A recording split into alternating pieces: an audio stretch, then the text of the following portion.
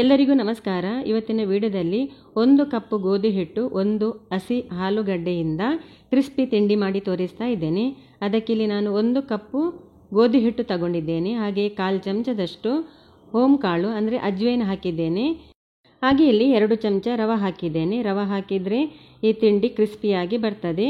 ಹಾಗೆ ಇದಕ್ಕೆ ರುಚಿಗೆ ತಕ್ಕಷ್ಟು ಉಪ್ಪನ್ನು ಹಾಕಿಕೊಂಡು ಇದನ್ನು ಒಂದು ಸಲ ಚೆನ್ನಾಗಿ ಮಿಕ್ಸ್ ಮಾಡಿಕೊಳ್ಬೇಕು. ಇದನ್ನು ಮಿಕ್ಸ್ ಮಾಡಿದ ನಂತರ ಇದಕ್ಕೆ ಸ್ವಲ್ಪವೇ ನೀರು ಹಾಕಿದನ್ನು ಚಪಾತಿ ಹಿಟ್ಟಿನ ಹದಕ್ಕಿದನ್ನು ಕಳಿಸಿಕೊಳ್ಬೇಕು. ಜಾಸ್ತಿ ಸಾಫ್ಟ್ ಕೂಡ ಆಗೋದು ಬೇಡ, ಜಾಸ್ತಿ ಗಟ್ಟಿ ಕೂಡ ಆಗೋದು ಬೇಡ.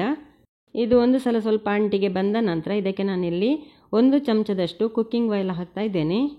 ಕುಕ್ಕಿಂಗ್ ಆಯಿಲ್ ಹಾಕಿದನ್ನು ಚೆನ್ನಾಗಿ ನಾದಿಕೊಳ್ಬೇಕು. ಈಗ ಇದು ಆಗಿದೆ ನೋಡಿ. ಈಗ ಇದಕ್ಕೆ ಒಂದು ಮುಚ್ಚಳ ಮುಚ್ಚಿದಕ್ಕೆ ಸೈಡಿಗೆ ಇಡುವ. ಹಾಗೆ ಇಲ್ಲಿ 1 ಆಲೂಗಡ್ಡೆಯನ್ನು ತಗೊಂಡಿದ್ದೇನೆ, ಹಸಿ ಆಲೂಗಡ್ಡೆ. ಈಗ ಇದರ ಮೊದಲಿಗೆ ಸಿಪ್ಪೆ ತೆಗೆದುಕೊಳ್ಬೇಕು. ಇದನ್ನು ಸಿಪ್ಪೆ ತೆಗೆದ ನಂತರ ಇದನ್ನು ಈ ರೀತಿ ತುರಿದುಕೊಳ್ಬೇಕು. ನೋಡಿ, 1 ಆಲೂಗಡ್ಡೆಯನ್ನು ತುರಿದಾಗಿದೆ. ತುರಿದಾದ ನಂತರ ಇದಕ್ಕೆ ನೀರನ್ನು ಹಾಕಿಕೊಳ್ಬೇಕು. ನೀರನ್ನು ಹಾಕಿ ನೀರನ್ನು 1-2 ಸಲ ಚೆಲ್ಲಿ ಆನಂತರ ಇನ್ನೊಮ್ಮೆ ನೀರು ಹಾಕಿಕೊಂಡು ಇದನ್ನು ಸ್ಟ್ರೈನರ್ಗೆ ಹಾಕಿ ಇದರ ನೀರನ್ನೆಲ್ಲ ಸೋಸಿಕೊಳ್ಬೇಕು. ಬೇಕಿದ್ರೆ ನೀರಿನಿಂದ ಡೈರೆಕ್ಟಾಗಿ ಹಿಂಡಿ ತೆಗಿಬಹುದು, ಆದರೆ ಸ್ವಲ್ಪ ನೀರು ಉಳಿತದೆ. ಹಾಗಾಗಿ ಈ ರೀತಿ ಸೋಸಿಕೊಂಡ ನಂತರ ಇದನ್ನು ನೋಡಿ ನೀರನ್ನು ಒತ್ತಿ ಹಿಂಡಿ ತೆಗಿಬೇಕು. ತೆಗೆದು ನಾನಿಲ್ಲಿ ಬೇರೆ ಪಾತ್ರೆಗೆ ಹಾಕ್ತಾ ಇದ್ದೇನೆ. ಈಗ ಈ ತುರಿದ ಆಲೂಗಡ್ಡೆ ಜೊತೆನೆ 2 ಉದ್ದಕ್ಕೆ ಈರುಳ್ಳಿಯನ್ನು ಕಟ್ ಮಾಡಿ ಹಾಕಿದ್ದೇನೆ. ರುಚಿಗೆ ತಕ್ಕಷ್ಟು ಉಪ್ಪನ್ನು ಹಾಕಿಕೊಳ್ಬೇಕು. ಹಾಗೆಯೇ ಸ್ವಲ್ಪ ಕೊತ್ತಂಬರಿ ಸೊಪ್ಪನ್ನು ನೀರಿನಲ್ಲಿ ಚೆನ್ನಾಗಿ ತೊಳೆದು ಚಿಕ್ಕದಾಗಿ ಕಟ್ ಮಾಡಿ ಹಾಕಿದ್ದೇನೆ. ಅರ್ಧ ಚಮಚ ಮೆಣಸಿನ ಪುಡಿ ಹಾಕಿದ್ದೇನೆ. ಖಾರ ಜಾಸ್ತಿ ಬೇಕಿದ್ರೆ ಸ್ವಲ್ಪ ಜಾಸ್ತಿ ಹಾಕಿಕೊಳ್ಬೋದು. ಹಾಗೆ 1/4 ಚಮಚದಷ್ಟು ಗರಂ ಮಸಾಲ ಪುಡಿ, 1/4 ಚಮಚದಷ್ಟು ಅರಶಿನ ಪುಡಿ ಹಾಕಿದ್ದೇನೆ, 1/4 ಚಮಚದಷ್ಟು ಜೀರಿಗೆ ಹಾಕಿದ್ದೇನೆ. ಹಾಗೆ ಇಲ್ಲಿ ಇದಕ್ಕೆ ನಾನು 2 ಚಮಚದಷ್ಟು ಕಡಲೆ ಹಿಟ್ಟು ಹಾಕ್ತಾ ಇದ್ದೇನೆ. ಕಡಲೆ ಹಿಟ್ಟು ಜಾಸ್ತಿ ಬೇಡ, 2 ಚಮಚ ಹಾಕಿದರೆ ಸಾಕು. ಮತ್ತು ನೋಡಿಕೊಂಡು ಬೇಕಿದ್ದರೆ ಈ ಹಿಟ್ಟು ನೀರಾಗಿದ್ದರೆ ಸ್ವಲ್ಪ ಕಡಲೆ ಹಿಟ್ಟನ್ನು ಸೇರಿಸಿಕೊಳ್ಬೋದು. ಈಗ ನಾನು 2 ಚಮಚ ಹಾಕಿದ್ದೇನೆ, ಅದೇ ಸಾಕಾಗ್ತದೆ. ಇದಕ್ಕೆ ತುರಿದ ಆಲೂಗಡ್ಡೆಯನ್ನು ಹಾಕುವಾಗ ಅದರ ನೀರನ್ನು ಚೆನ್ನಾಗಿ ಹಿಂಡಿ ತೆಗೆದು ಹಾಕಿಕೊಳ್ಬೇಕು.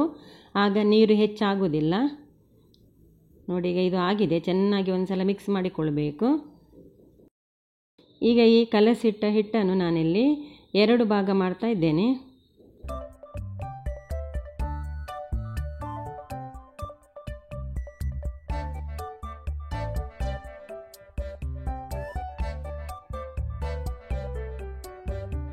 ಈಗ ಇದರಲ್ಲಿ 1 ಉಂಡೆಯನ್ನು ತೆಗೆದುಕೊಂಡು ನೋಡಿ ಈ ರೀತಿ ಸ್ವಲ್ಪ ಒಣ ಹಿಟ್ಟನ್ನು ಹಾಕಿ ಇದನ್ನು ಲಟ್ಟಿಸಿಕೊಳ್ಬೇಕು. ಇದನ್ನು ಲಟ್ಟಿಸಿಕೊಳ್ಳುವಾಗ ಚಪಾತಿಗಿಂತ ಸ್ವಲ್ಪ ದಪ್ಪವಾಗಿ ಲಟ್ಟಿಸಿಕೊಳ್ಬೇಕು. ತುಂಬ ದಪ್ಪನೂ ಹಾಕಬಾರ್ದು. ತುಂಬ ದಪ್ಪ ಆದರೆ ಫ್ರೈ ಮಾಡುವಾಗ ಬೇಗ ಫ್ರೈ ಆಗೋದಿಲ್ಲ. ಹಾಗಾಗಿ ಚಪಾತಿಗಿಂತ ಸ್ವಲ್ಪ ದಪ್ಪವಾಗಿ ಲಟ್ಟಿಸಿಕೊಂಡ್ರೆ ಸಾಕು.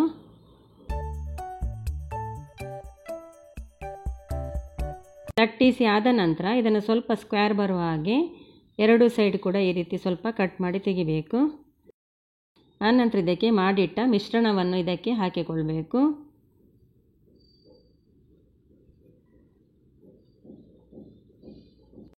ಆನಂತರ ನಿಧಾನವಾಗಿ ಇದನ್ನು ಈ ರೀತಿ ಫೋಲ್ಡ್ ಮಾಡಬೇಕು, ಮಡಚಬೇಕು. ಎಲ್ಲವನ್ನು ಈ ರೀತಿ ಮಡಚಿದ ನಂತರ ಇದರ ಈ ಸೈಡ್ ಏನಿದೆ ಅದನ್ನು ಮೊದಲಿಗೆ ನಾವು ಬಂದ್ ಮಾಡಬೇಕು, ಇಲ್ಲದಿದ್ದರೆ ಮಿಶ್ರಣ ಹೊರಗೆ ಬರ್ತದೆ. ಈಗ ನೋಡಿ ಈ ರೀತಿ ಕ್ಲೋಸ್ ಒಂದು ಸಲ ಮಾಡಿಕೊಳ್ಬೇಕು. ಆನಂತರ ಇದಕ್ಕೆ ಸ್ವಲ್ಪ ನಾನಿಲ್ಲಿ ಒಣ ಹಿಟ್ಟನ್ನು ಹಾಕಿದನು ಚೆನ್ನಾಗಿ ಸ್ವಲ್ಪ ಒತ್ತಿದನ್ನು ಪ್ರೆಸ್ ಮಾಡಿಕೊಳ್ಬೇಕು. ಈಗ ಇದು ಆಗಿದೆ. ಈಗ ಇದನ್ನು ನಾವು ಸ್ವಲ್ಪ ಅಂದರೆ ಒಂದು ಅರ್ಧ ಇಂಚಿನಷ್ಟು ಅದಕ್ಕೆ ಇದನ್ನು ಚಾಕುವಿನಲ್ಲಿ ಕಟ್ ಮಾಡಿಕೊಳ್ಬೇಕು. ಒಂದು ಅರ್ಧ ಇಂಚಿನಷ್ಟು ಗ್ಯಾಪಲ್ಲಿ ಕಟ್ ಮಾಡಿದರೆ ಸಾಕು. ಜಾಸ್ತಿ ದಪ್ಪ ಇಟ್ಟು ನಾವು ಕಟ್ ಮಾಡಿದರೆ ಮತ್ತು ಇದು ಫ್ರೈ ಆಗುವಾಗ ಒಳಗೆ ಸರಿ ಫ್ರೈ ಆಗೋದಿಲ್ಲ. ನೋಡಿ, ನಾನು ಅದಕ್ಕೆ ಇದನ್ನು ಕಟ್ ಮಾಡಿಕೊಂಡಿದ್ದೇನೆ. ಈಗ ಎಲ್ಲವನ್ನು ಕಟ್ ಮಾಡಿದ ನಂತರ ಒಂದೊಂದೇ ಪೀಸನ್ನು ತೆಗೆದು ಅಂಗೈಯಲ್ಲಿಟ್ಟು ಸ್ವಲ್ಪ ಈ ರೀತಿ ನೋಡಿ ಪ್ರೆಸ್ ಮಾಡಿಕೊಳ್ಬೇಕು. ಆಗ ಒಳಗಿನ ಮಿಶ್ರಣ ಏನು ಅದು ಬಿಟ್ಟು ಬರೋದಿಲ್ಲ. ನೋಡಿ, ಈ ರೀತಿ ಎಲ್ಲವನ್ನು ಮಾಡಿಡಬೇಕು.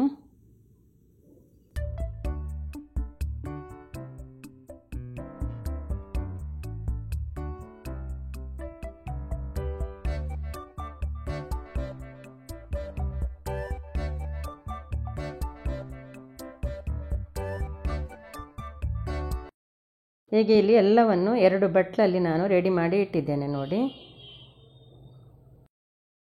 ಇದನ್ನು ಫ್ರೈ ಮಾಡಲಿಕ್ಕೆ ಎಣ್ಣೆ ಬಿಸಿಯಾಗಲು ಇಟ್ಟಿದ್ದೇನೆ. ಎಣ್ಣೆ ಚೆನ್ನಾಗಿ ಬಿಸಿಯಾಗಿದೆ. ಈಗ ಇದಕ್ಕೆ ಒಂದೊಂದನ್ನೇ ಹಾಕಿಕೊಳ್ಬೇಕು. ಎಣ್ಣೆ ಒಂದು ಸಲ ಸರಿಯಾಗಿ ಬಿಸಿಯಾದ ನಂತರ ಗ್ಯಾಸನ್ನು ಮೀಡಿಯಮ್ ಫ್ಲೇಮಲ್ಲಿ ಇಟ್ಕೊಳ್ಬೇಕು. ಇದನ್ನು ಫ್ರೈ ಮಾಡುವಾಗ ಮೀಡಿಯಮ್ ಫ್ಲೇಮಲ್ಲಿಟ್ಟು ಚೆನ್ನಾಗಿ ಕೆಂಪಗೆ ಆಗುವ ತನಕ ಇದನ್ನು ಸರಿಯಾಗಿ ಫ್ರೈ ಮಾಡಿಕೊಳ್ಬೇಕು.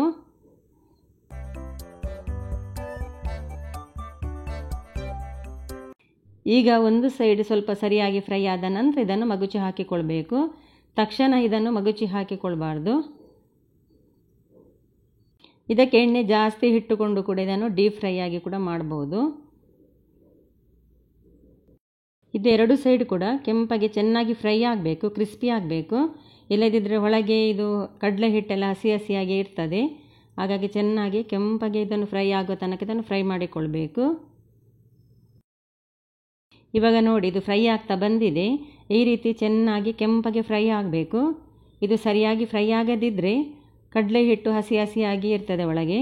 ಹಾಗಾಗಿ ಇದನ್ನು ಕೆಂಪಗೆ ಆಗುವ ತನಕ ಈ ರೀತಿ ಫ್ರೈ ಮಾಡಿಕೊಳ್ಬೇಕು.